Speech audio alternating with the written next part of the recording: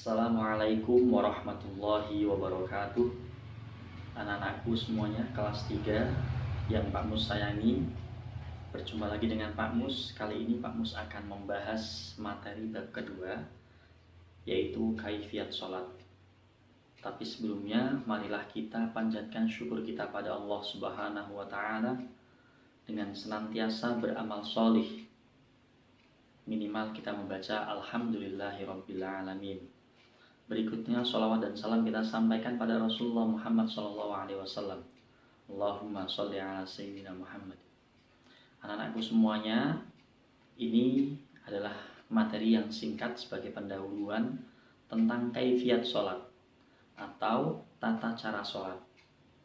Mengapa materi ini penting? Karena sholat adalah tiang agama.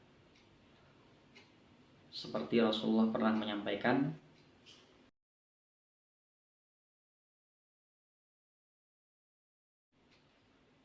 as-sholatu imaduddin. Sholat adalah tiang agama. Faman aqamaha faqad aqamaddin. Barang siapa yang mendirikan sholat, melaksanakan sholat, maka dia telah mendirikan agamanya. Wa man tarakaha faqad hadamaddin. Dan barang siapa yang meninggalkan sholat, maka dia sama seperti merobohkan agamanya. Rasulullah Muhammad SAW pernah bersabda tentang pentingnya sholat. Awwal ma yuhasabu bihil abdu yaumal qiyamah as-sholah. Fa in saluhat saluha sa'iru amalihi. Wa in fasadat fasadat sa'iru amalihi. Amal yang pertama kali dihisab atau dihitung oleh Allah besok di hari kiamat adalah sholat. Maka kalau sholat kalian baik, seluruh amal kalian akan dianggap baik.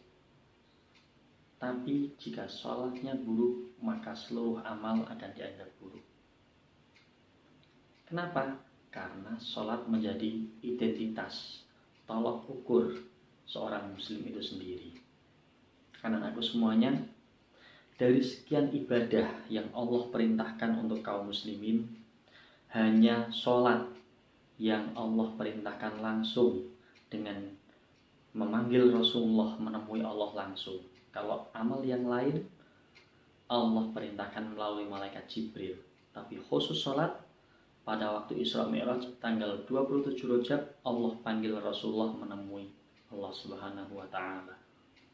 Anak-anakku semuanya, dalam materi sholat ini begitu pentingnya, maka Pak Mus ingin kalian semuanya sholatnya jangan sampai ada yang bolong. Satu pun jangan sampai bolong. Kenapa? Karena sholat adalah bentuk syukur kalian pada Allah. Terima kasih kalian pada Allah. Kita semuanya setiap hari diberi sehat, diberi selamat, diberi pengetahuan, diberi kesehatan jasmani, kesehatan rohani, diberi teman-teman yang baik, orang tua yang baik. Semuanya adalah nikmat dari Allah. Maka bentuk syukur kita, terima kasih kita pada Allah adalah dengan beribadah. Salah satunya adalah sholat. Maka sholat itu kebutuhan kita, bukan kewajiban semata. Nah, jika itu kewajiban, kita akan terpaksa.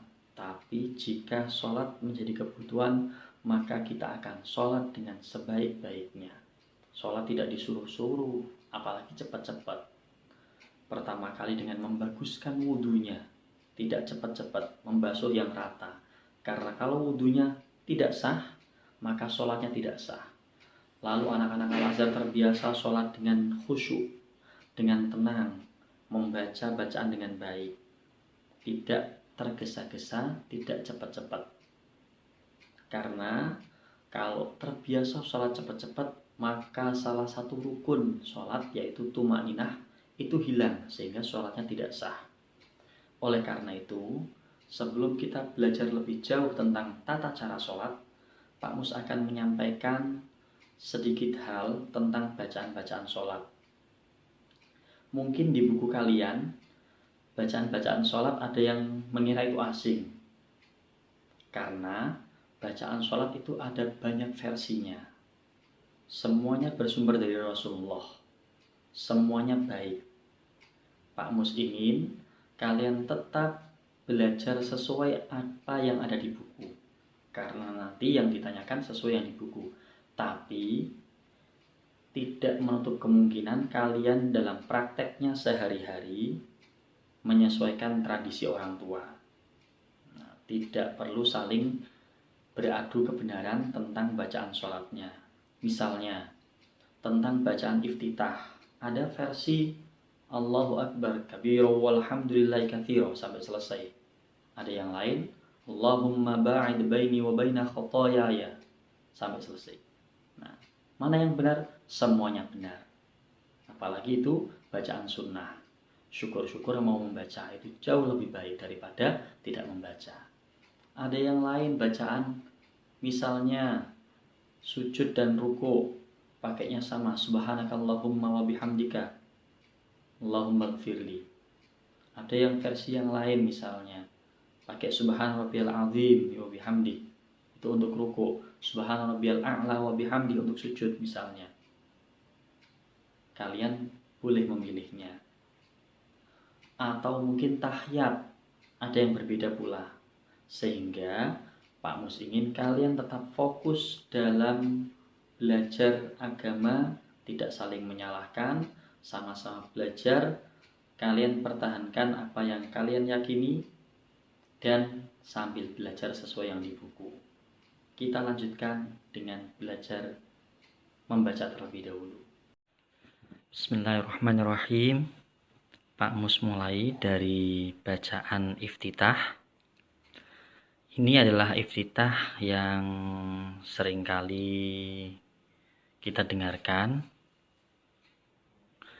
Allahu Akbar kabiran walhamdulillahi katsiran wa subhanallahi bukratan wa asila. Inni wajjahtu wajhiya lilladzi fataras samawati wal arda hanifan musliman wa ma ana minal musyrikin.